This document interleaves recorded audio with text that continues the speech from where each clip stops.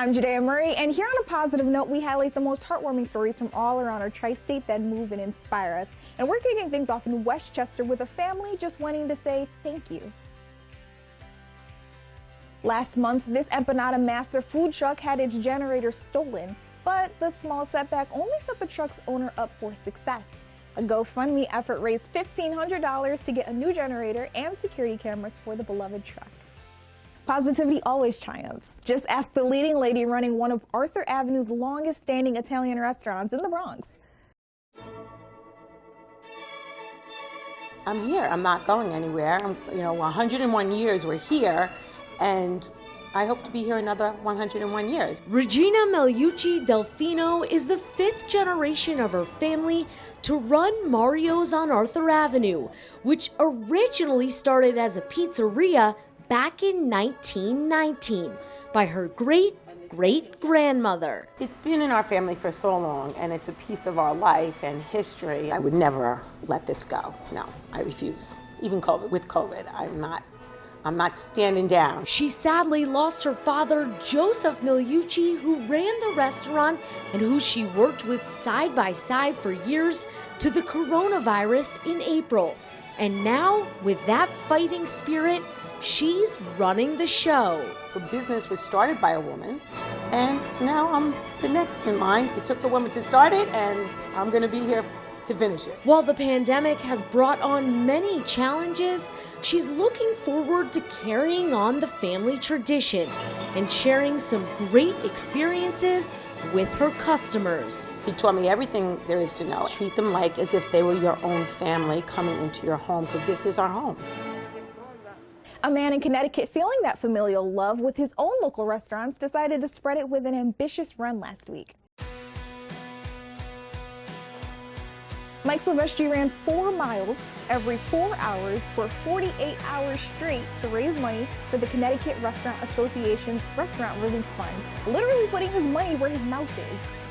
It's insane. It's definitely, something kind of right up my alley, pushing yourself beyond the, normal physical, boundaries.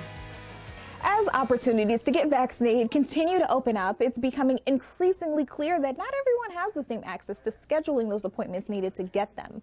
Well, a group on Facebook going by the Vaccine Angels says maybe they can lend a helping hand.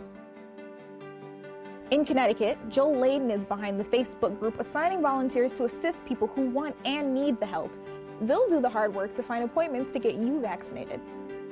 This is a situation which has been going on day after day, week after week for a year, and people are afraid to talk to each other.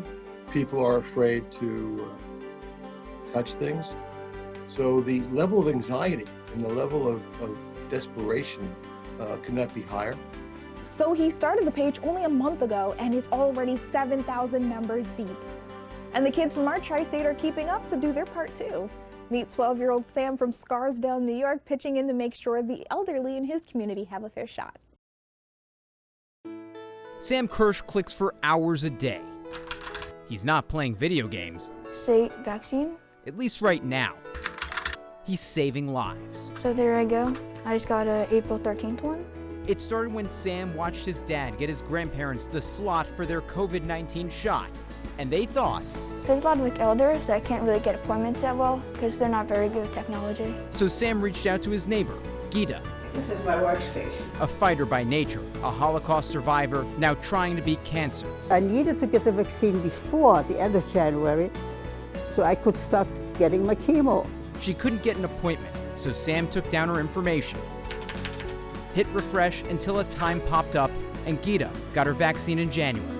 I don't even know how he does it, exactly. She told 30 of her friends. Because none of them knew how to go through the system with the government. So Sam created a website. Seniors fill out a brief form, and Sam hits refresh. One side of my screen is doing my homework, and second side of my screen is just like getting appointments. In about a month, Sam has guided 1,000 New Yorkers to their vaccine. Yeah, it's a pretty amazing thing. For a vaccine that is still being tested on kids his age, Sam is changing lives. And now they can kind of get their life back to normal, and they get to see their grandchildren. 1,000 grateful New Yorkers. I still get phone calls thanking me that I had a shot because Sam helped them. And as long as there's a need, Sam will be clicking. And then there will be time for more video games. Now, it was all smiles from this 91-year-old vet on Long Island when he came out on top after a month-long battle with COVID-19. I go out in the kitchen and put the coffee, and I had to sit down and take deep breath. It was soaking wind. George Sparron spent 33 days in the hospital giving the coronavirus the fight of his life. But after 2 weeks of physical therapy, the war vet says he's starting to feel like himself again. He says frequent exercise is what helped him beat the virus.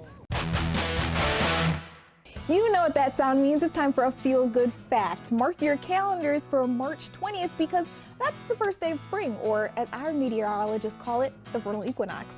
That means warmer weather, blooming flowers, pastel colors, and longer days are just a week away.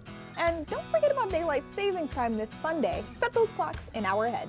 And that, ladies and gentlemen, was your feel-good fact. As the weather warms up, I'm looking forward to seeing sidewalk chalk art like we did last year. One woman on Long Island's already gotten started spreading messages of hope, joy, and pure positivity, one piece of chalk at a time. Just a simple piece of chalk. I wanted to try to spread a little positivity and let people know that they're not alone. It's been great because I've met so many wonderful people that have said it has affected their lives in a positive way. When the pandemic hit and for many fear set in, Leanne Chuley was inspired to do this on the sidewalk in front of her East Rockaway home. I like anything with the word love in it. When it first snowed, I did all snow quotes. After years of collecting hundreds of quotes, This is my little quote book. Leanne, armed with a rainbow of colors, spread her own sunshine on some very dark days. It's like a work of love. People started stopping me in the street and said, "Are you the one writing the quotes?" And I said, "Yes." And they said, "Please keep going. This helps us." It was a little ray of sunshine in the day. I just love them all. She inspires me. I never thought in a million years that something so simple could have a positive effect like that. The Sidewalk Inspirations have touched so many people. Leanne has received boxes of chalk and some quotes, and one person actually wrote a letter saying, "Thank you. You helped me through a very difficult time in my life." I basically just cried the whole day when I read that. With more than 350 quotes written outside her front door in all kinds of weather, Leanne says she has learned to do small things with great love. You don't have to make grand gestures to change the world. That's what I learned from doing this. I think the world would really change if we had a little more love in the world. It's been a blessing in my life to do this. If you're not on Long Island but still want a piece of Leanne's positivity, you can check out her Instagram. She's always posting her Sidewalk Inspiration. Now, I think it's time to take all of this good news to the next level. This week, we're putting a Brooklyn singer with a big heart in a positive light. 27-year-old Matthew Xavier Hunter, who goes by his stage name, WithLoveXavier, has been killing the music scene with his soft, heartfelt vocals. He even got Neo, one of the princes of R&B, to co-sign him as an artist. Greetings and salutations to my ladies and my gents. What's going on? This is Neo. Check out my dog WithLoveXavier. This song called Good Vibes gives everyone just that. You need some respect. You need a man that'll treat you right, baby. Don't take nothing less. You just need someone positive, baby. You don't need distress. Take a look in the mirror at yourself, baby girl. You blessed.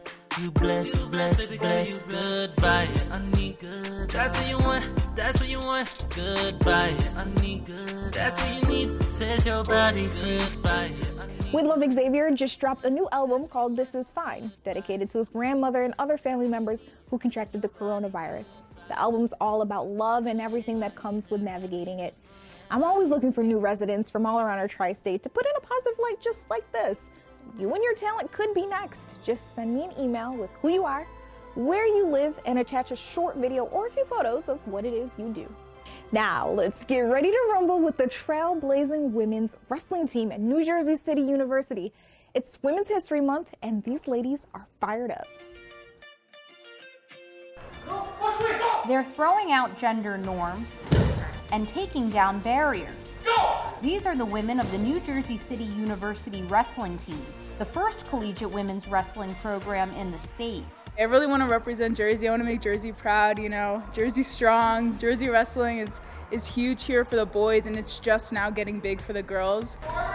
Building a women's program from the ground up has been a challenge for NJCU wrestling coach Elena Pirashkova, but the former world champion and two-time United States Olympian was up for it. Some of these girls only wrestle on boys teams, so they've only had a couple of years of experience due to the fact maybe not as much opportunity, so the recruiting level is obviously a little bit more mixed, but yeah, I'm very excited to have obviously some girls that are capable of competing at the national level. In its inaugural year, the team has 3 wrestlers that qualified for the National Collegiate Women's Wrestling Championships, including West Orange native and former New Jersey High School state champion Sandra Guerrero. When I started wrestling, I was 8 years old, and I was the only girl in the room or one of 2 in the room, and then as I got older, there were more and more girls in the room, and it's just amazing to see it grow from nobody to so many girls now. It's amazing. Trenton native John A. Drumright also qualified, an incredible accomplishment considering the college freshman only started wrestling her junior year of high school. It's unbelievable. I mean, I can't believe it. I started my junior year. That's pretty late for like a sport like this. So to say I've had so much like accomplishment and got so far, it's crazy to say. It's crazy to like think about. Women's wrestling is considered an NCAA emerging sport, meaning it's a few steps away from achieving full NCAA championship status. Regardless, a top 8 finish at nationals will earn wrestlers All-American status, and there's greater opportunity beyond that. If any of the women win gold in their weight class at nationals, they earn an automatic bid to the 2021 U.S. Olympic trials. No matter how they place, the women say the sport has given them something more important than medals. I wouldn't say I was the most confident person, you know, walking around, but like this sport has definitely pushed me out of my comfort zone. It made me comfortable being uncomfortable and just taught me a lot, you know, self-confidence. FYI, if any one of them win gold in their weight class at nationals, that's an automatic bid to the 2021 U.S. Olympic trials. That's huge.